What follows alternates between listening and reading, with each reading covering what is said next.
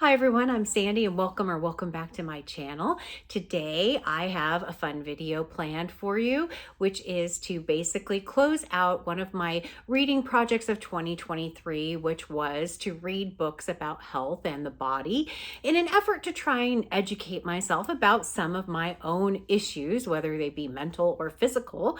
And I just thought I would come and talk about all the books I read, what I didn't get to, what I really liked, what I didn't necessarily like, and then also, why am I closing out this series so early in the month of December? I'll do my personal health update at the end because I do have some things to talk about with that. But I am going to start with the books that I actually read and just kind of give you an idea of what I thought of all of them. And maybe you can find one in here that may or may not be a good fit for you if this is a topic that interests you. So the first book I'm going to talk about is one I actually haven't talked about on my channel yet, which is this one, The Wellness Trap by Christy Harrison. This particular book, I actually saw it on Books Like Whoa, I believe is the channel name. And that's why I ended up picking it up, because I thought it would fit in really, really well with my health and body series.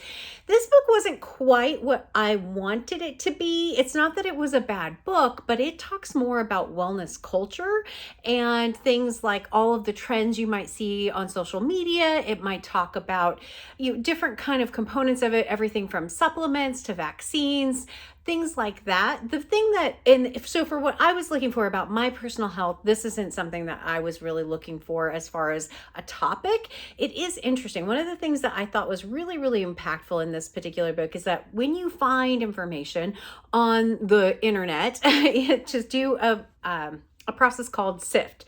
So SIFT is stop, investigate, find alternative sources, and then discover what the truth is, right? I think that's what the T means. I might be misstating the T at this particular point in time. And so that part I thought was very, very well done.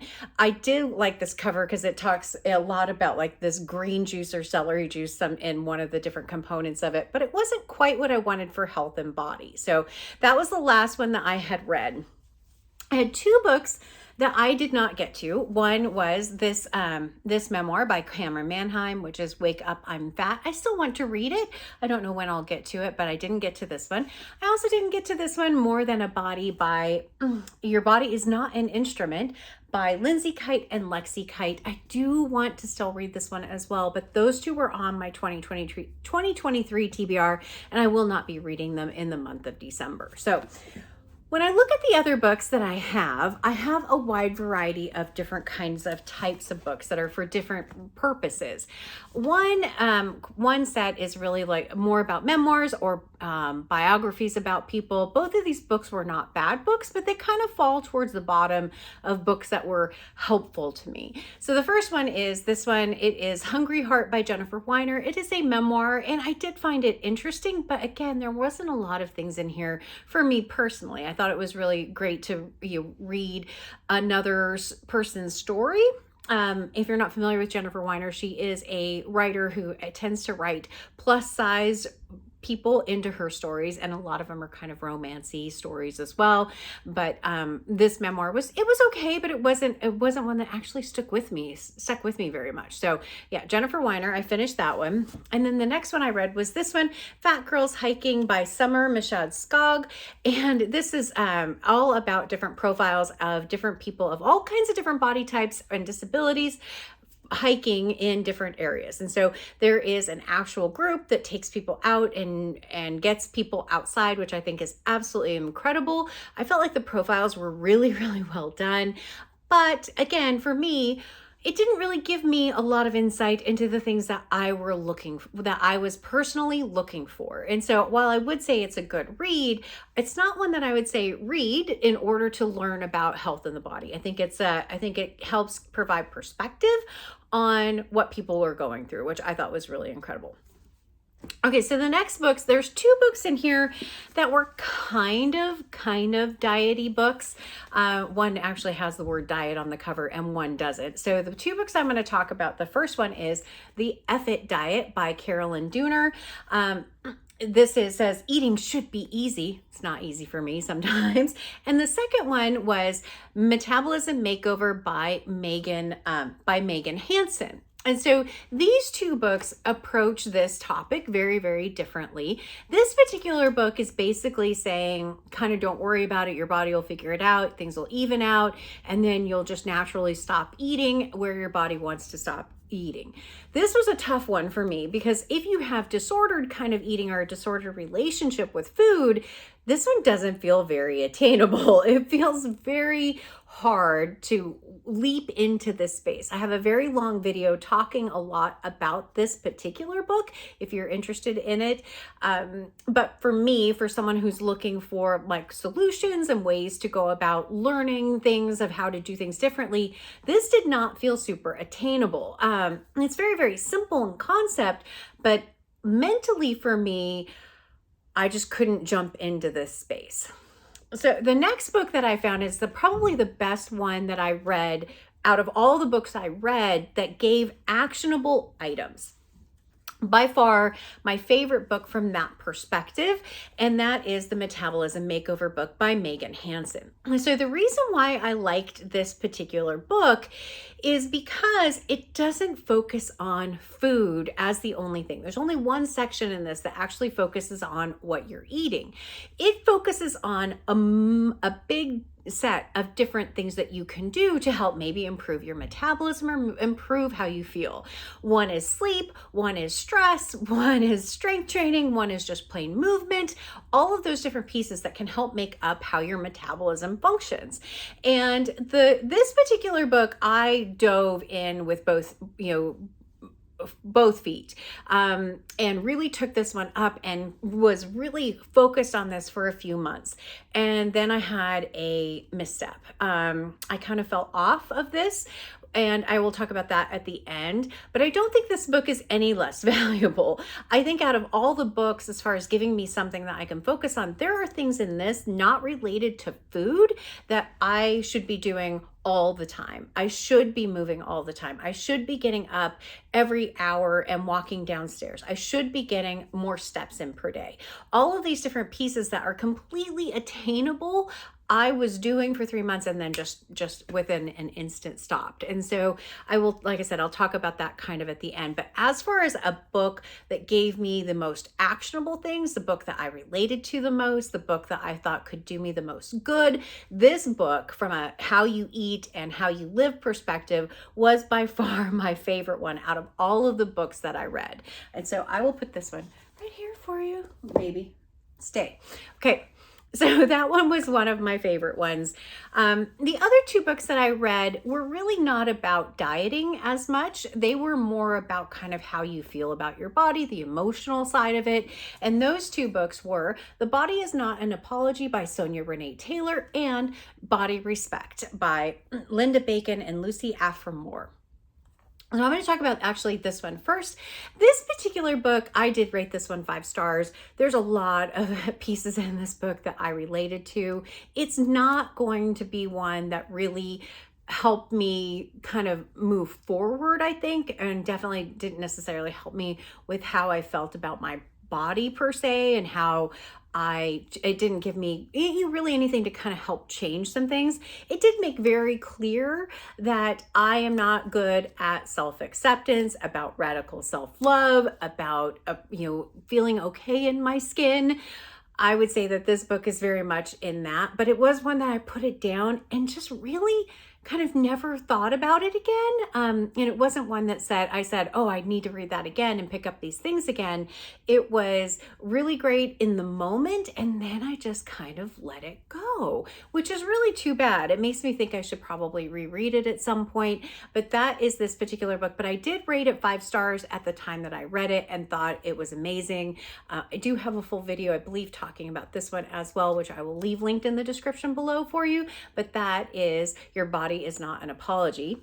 The book, though, that has stuck with me the most and is probably the one that I would say, if you're looking to explore this topic, I think this is a great book. I think this is a fantastic book to pick up. It's not going to be it's not one that gave me happy feelings necessarily, but I felt like it had a lot of practical things in it that really really helped me in a lot of ways. And that is this one, Body Respect. I read this book first, and the thing that has stuck with me in this particular book, and I feel like is so incredibly true, is basically that my body has a weight that it likes to be at. And when I try and go too far one way or the other outside of that, then my body tends to try and overreact and go the opposite way.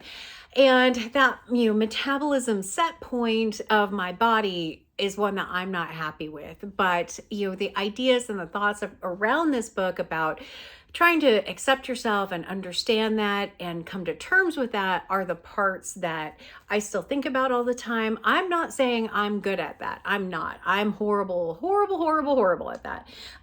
But as far as a book goes, I started off with this book, and I'm so incredibly glad I did. And no other book really kind of caught up to it. You can see all these tabs in here of all these things that I really thought were important at the time. And I just really don't know why that tab's there. I really did like, I was going to try and look at a page for you, but that's not going to happen. But there was a lot in this particular book that I felt was incredibly valuable. And it does make me think I really need to focus on my mental side quite a bit. So that's these two books. I'll put this one over here. These two books, as far as the books that had the most impact on me, these two are the two. So what happened? So that's the end of the books. That's all of the books that I read, the books that I didn't read for this particular project, the hits and misses, kind of the ones that I thought really helped me. And the ones that I would read again, definitely. So what happened with me then? So at the beginning of the year, I had set a goal that said I wasn't going to weigh myself for the whole year. And I was doing great with that. And I was doing metabolism makeover. I was trying to track things in a way that felt like it was a healthy way to track things. I was moving more. I was doing a lot of things that I thought were the right things to do. And then I had to go to my doctor for an annual physical. And I hadn't been on the scale, got on the scale and saw the number on the scale. And it really blew up all of my motivation, because not only had I gained weight, I had gained about 8 pounds in about 6 months, which is the opposite way I wanted to be going. And I was actually upset in the doctor's office because I had felt like I was doing everything that I possibly could to try and make positive changes. And now all of a sudden I'm going the wrong direction. And it really burst my bubble quite a bit, and I slid backwards pretty badly after that. I even like tracking things. I pretty much just stopped tracking anything. I am still moving. I'm still going to the gym. I'm still doing all of those things, but I really wasn't doing everything that I was doing before. And I ended up going to the nutritionist as well, one in my local area. And we talked through some strategies and some things that might help me.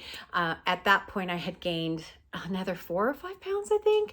But then the other thing is I got on my fancy scale, the one that broke at the beginning of the year. And when I look at the number that the scale tells me, I had gained 13 pounds of muscle. I do strength training 2 to 3 times a week. I am definitely very strong, but I didn't want to have that. I didn't want to gain like all of this, this size that I felt like I was doing. And so I've made a few adjustments. I haven't been getting on the scale a lot. So I failed at that part of my project, but I feel like I'm in a kind of healthy place because I'm not really weighing myself much. I'm definitely not doing the really bad weigh myself every day, weigh myself every week. I'm not even really weighing myself every month. So from those parts, I feel okay. The nutritionist gave me some additional concepts. A lot of them are some of the same things with food in this: protein, lots of healthy greens, lots of vegetables, all of those different pieces. They wanted me to do 3 days of strength training a week and then 2 days on the bike. What makes that hard for me is when I feel like I've done all of that and it doesn't really make a difference. I also talked to my trainer at the gym and we switched out some of what I was doing. So I'm not lifting as heavy of weights. I'm lifting more reps with a lower weight, more cardio in the gym, and seeing what that will do as well. But it's been a rough year, everyone. It really has. It's not been smooth sailing.